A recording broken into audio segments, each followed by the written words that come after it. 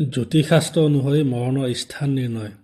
লগ্নোদিত নৱাংশাধিপতি যি ৰাশিত থাকে সেই ৰাশিৰ নিৰ্দিষ্ট ভূমিত জাতকৰ মৃত্যু হয়, অথবা লগ্নোদিত নৱাংশপতি যি গ্ৰহৰ সৈতে যুক্ত বা যি গ্ৰহৰ দ্বাৰা দৃষ্ট হয় সেই গ্ৰহৰ নিৰ্দিষ্ট ভূমিত বা লগ্নোদিত নৱাংশপতি যি গ্ৰহৰ নৱাংশত থাকে সেই গ্ৰহৰ নিৰ্দিষ্ট ভূমিত জাতকৰ মৃত্যু হয়।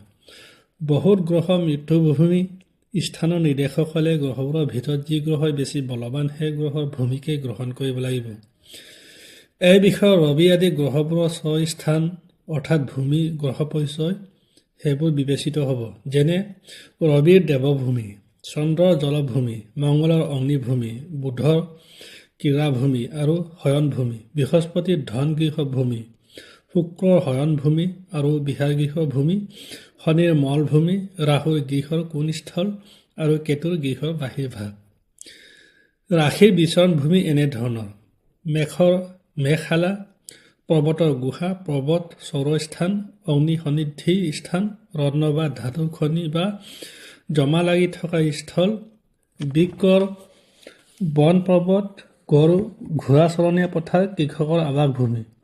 মিথুনৰ মৰণস্থল হ'ল নৃত্য, গীত, গায়ক আদিৰ সমবেত স্থান, শিল্পী সন্নিহিত বা শিল্প চৰ্চাৰ স্থান, স্ত্ৰী সন্নিধান, দ্ৰুতক্ৰীড়া বা জুৱা খেলাৰ স্থল, ৰতিক্ৰীড়াৰ স্থল, ৰম্য বা বিহাৰ ভূমি।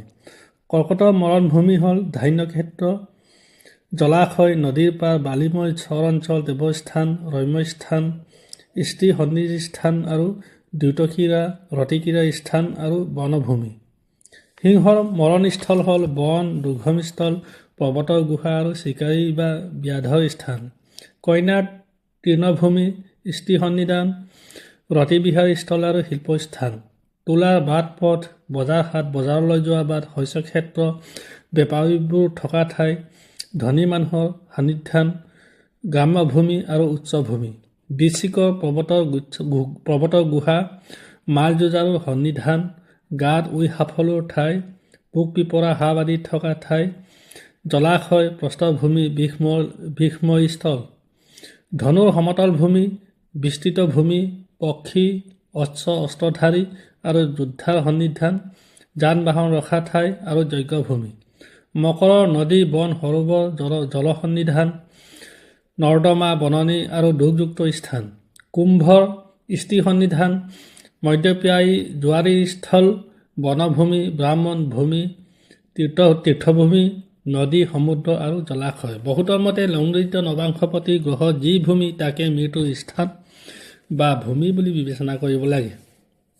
মৃত্যুৰ পাছত দেৱলোক প্ৰাপ্তিৰ যুগ।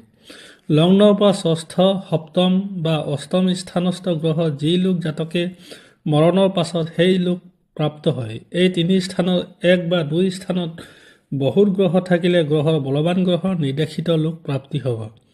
যদি এই তিনিও স্থানতে গ্ৰহ নাথাকে, ষষ্ঠ আৰু অষ্টম স্থানৰ দেশান্তপত্তি দুটাৰ ভিতৰত যিটোৱে বলৱান সেই গ্ৰহৰ নিৰ্দিষ্ট দেৱলোক প্ৰাপ্তি হয়। ধন্যবাদ।